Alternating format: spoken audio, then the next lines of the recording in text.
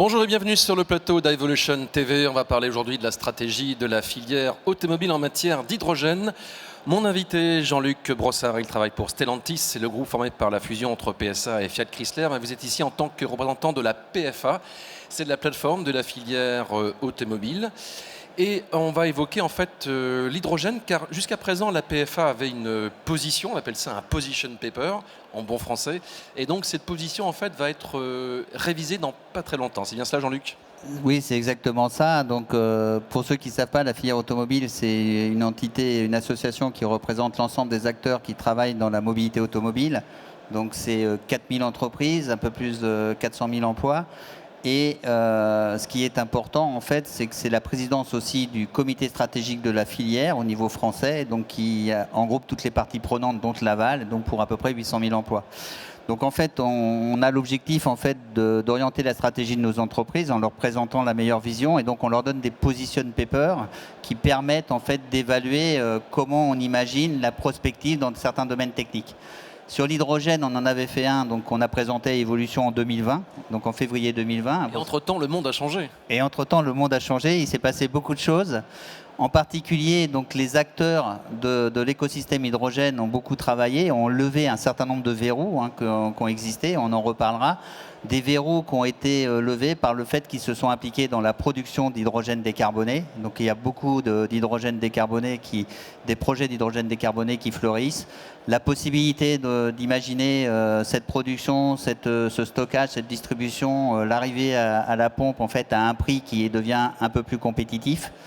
Et le fait que beaucoup d'acteurs équipementiers, suppliers, en fait, apportent des solutions techniques sur des sujets comme le réservoir, la pile à combustible, le compresseur.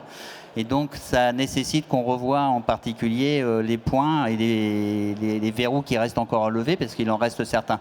Ce qui est important, c'est qu'il y a eu aussi un gros travail nouveau en fait, par la Commission européenne sur la réglementation. Ah, ça, c'est depuis le mois de juillet, hein, c'est l'annonce de ce qu'on appelle voilà. Le paquet Fit for 50. Donc, il y avait aujourd'hui à 15h30, donc j'ai surveillé mes réponses, le passage au Parlement de la proposition du règlement CO2, donc Fit for 55. Fit for 55, c'est un ensemble de règlements qui sont des règlements sur l'infrastructure, des règlements sur les énergies renouvelables, des règlements sur les taxes carbone, un certain nombre de choses qui vont tous dans le sens du développement d'une énergie décarbonée et d'un usage décarboné, et donc pour la mobilité, une mobilité fortement décarbonée. Les objectifs se traduisent pour la partie automobile. Quand je dis automobile, c'est du 2 roues jusqu'au camion, 46 tonnes maintenant. Donc pour la partie automobile, c'est des objectifs qui se traduisent en pourcentage, en grammes de CO2 et en pourcentage de réduction par rapport à ce qu'on faisait en 2021. C'est moins 55%. Hein, alors la proposition de la Commission, c'est moins 55%. Certaines personnes au Parlement ont essayé de faire passer moins 70%. C'était la proposition du rapporteur Yutema.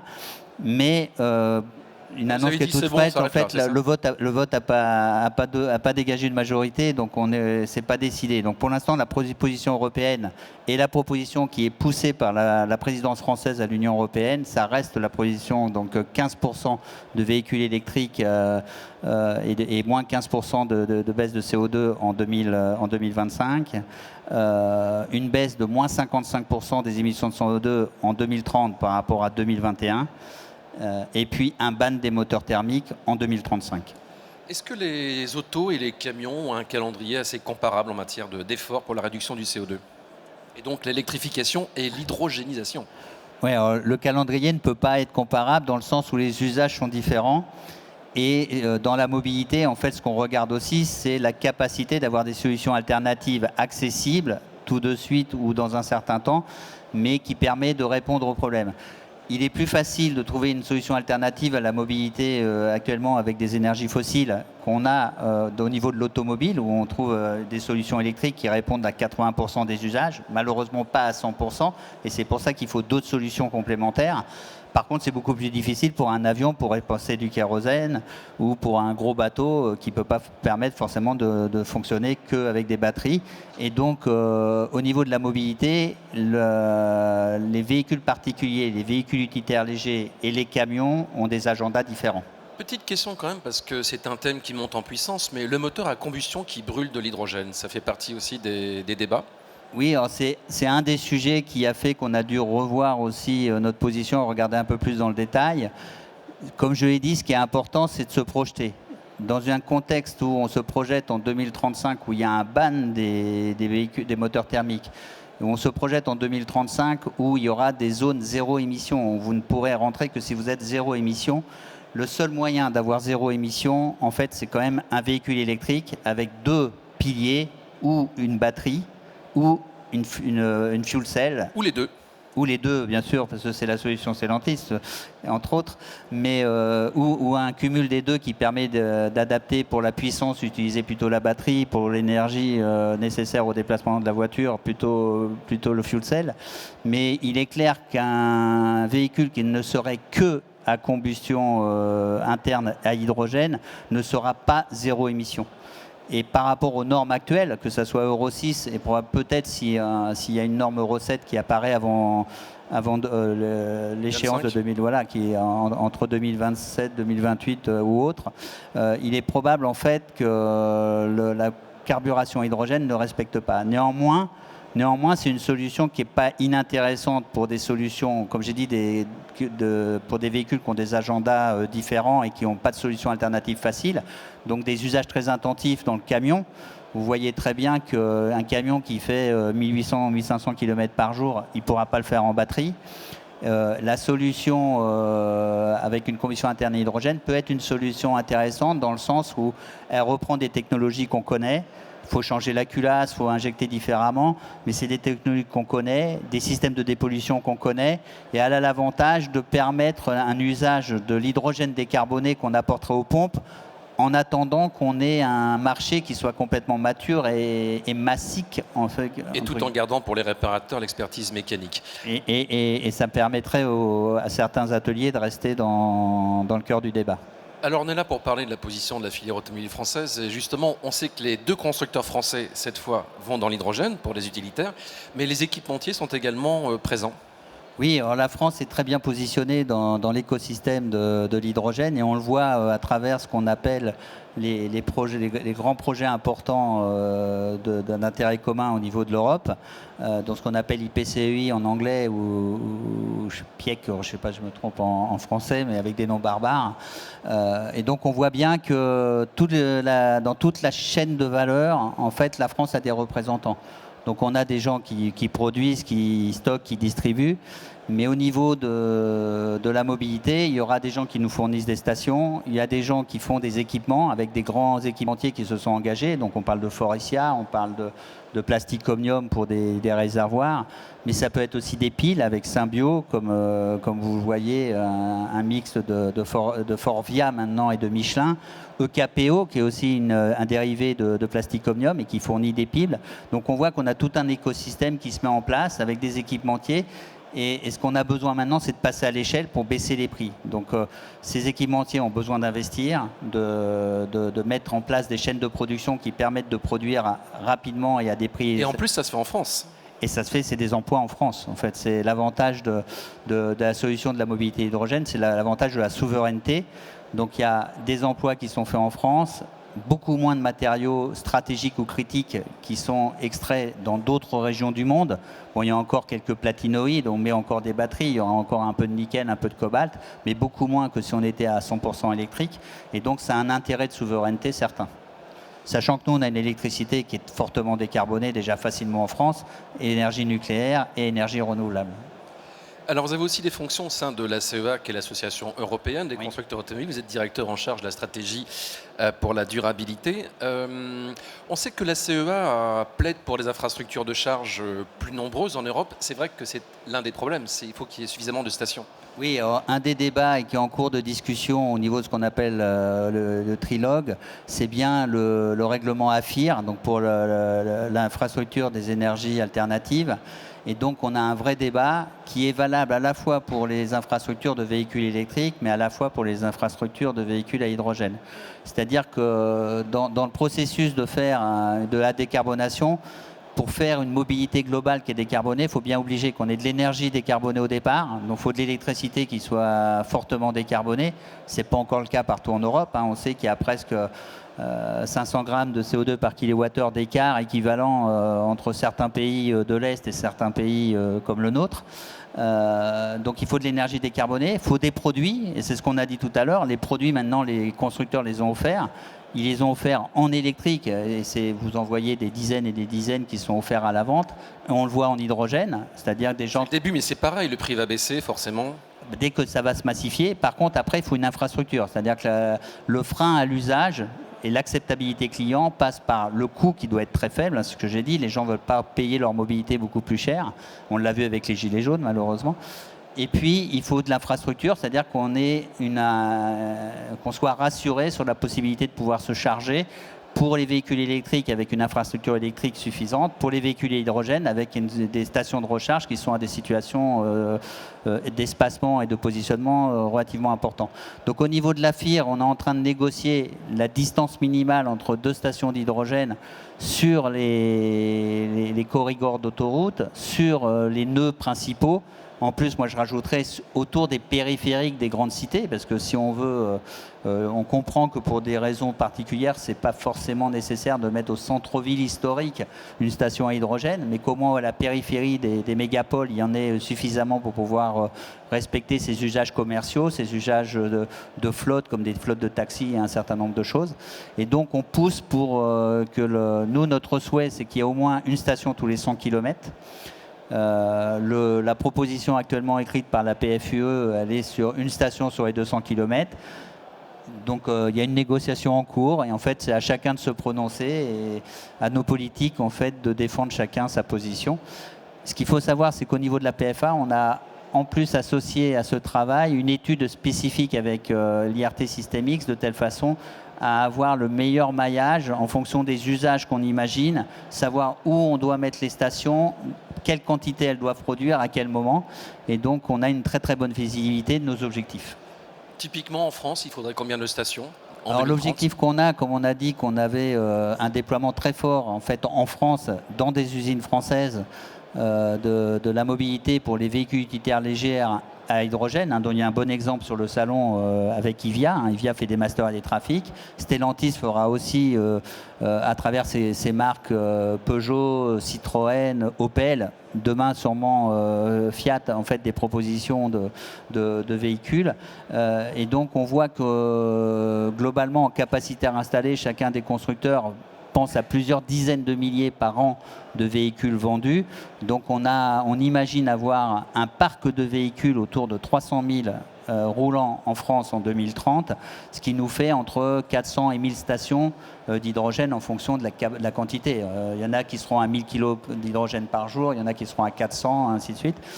Par contre, si on veut encore aller plus loin, et c'est la proposition qu'avait fait France Hydrogène, si on veut aller jusqu'à 450 000 véhicules roulants en France, on arrive des fois à 1700 stations en besoin en France. Alors, il faut savoir, si je ne me trompe pas, alors je pense que sans ça, quelqu'un me corrigera, mais on a, à la fin 2021, au 31 décembre, il y avait 49 stations ouvertes.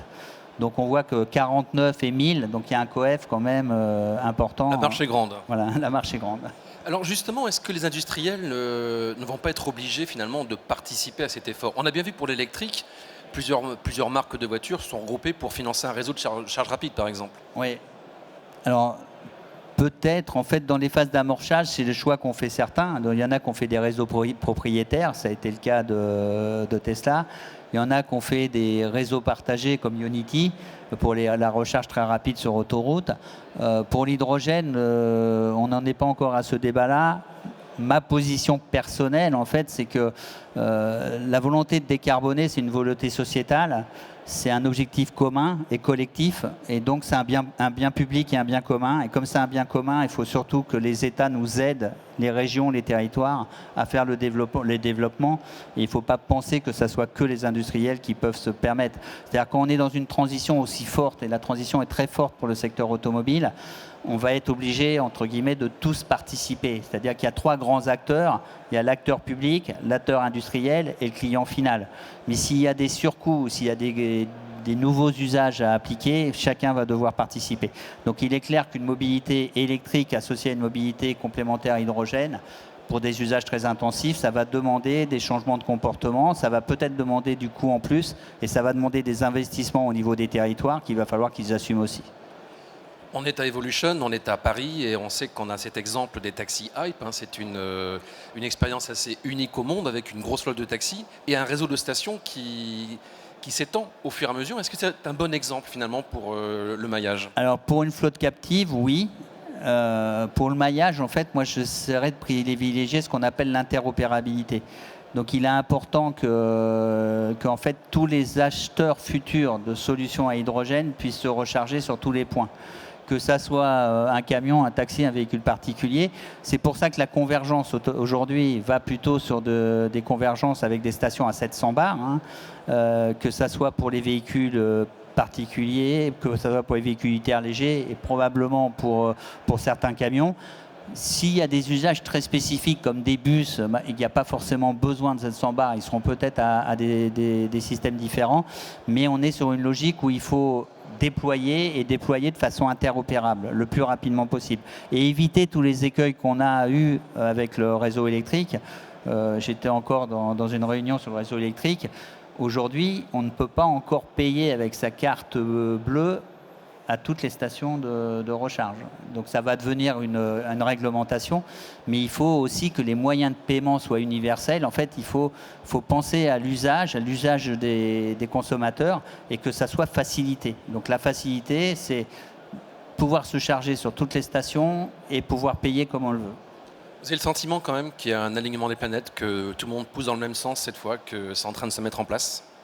Alors, il y a un alignement des planètes, il y a encore des verrous à lever parce qu'on l'a vu, les coefficients nécessaires d'augmentation de l'infrastructure sont énormes.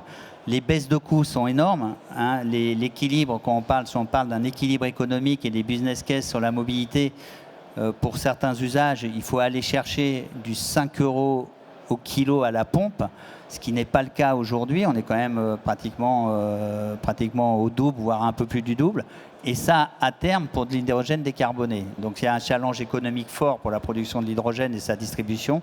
Et il y a un challenge économique fort pour les composants, parce qu'aujourd'hui, une voiture à hydrogène coûte beaucoup plus cher que son équivalent en diesel et même que son équivalent en électrique. Et donc il y a besoin de faire beaucoup plus de volume pour faire baisser les prix. Et dans cette phase d'amarchage, d'avoir une aide en fait par l'institution publique, comme on voit en Allemagne ou en Autriche, où ils ont décidé en fait que pour les véhicules à hydrogène utilitaires, ils payaient 80% en fait de l'écart entre le prix d'une voiture à hydrogène et du prix d'une voiture à diesel. C'est ce que vous réclamez auprès des pouvoirs publics français? Oui, c'est ce qu'on réclame. En fait, l'idéal, ce serait qu'on ait les mêmes conditions partout en Europe.